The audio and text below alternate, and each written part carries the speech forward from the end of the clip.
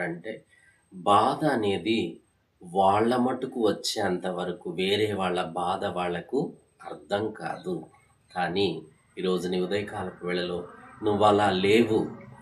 నీ బాధే కాదు, ఎదుటివారికి ఏదైనా బాధ కలిగిన వెంటనే కదిలించబండి, రెస్పాండ్ అవుతూ వారికి సహాయం చేయటమా, ధైర్యపరచటమా, ఓదార్చటమా, ఏదో ఒకటి చేస్తున్నావు చూడు.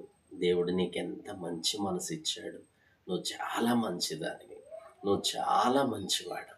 ఎందుకంటే దేవుడు నిన్ను అంత మంచి వ్యక్తిగా చేసినందుకు ప్రభువుకి స్తుతులు, థాంక్స్ చెల్లించాల్సిన వ్యక్తులమై ఉన్నాం. కనుక అలాంటి మంచి మనసుతో, మంచి హృదయముతో ప్రభువుని వెంబడిద్దాం. అనేకులకి మాదిరిగా ఉందాం. God bless you.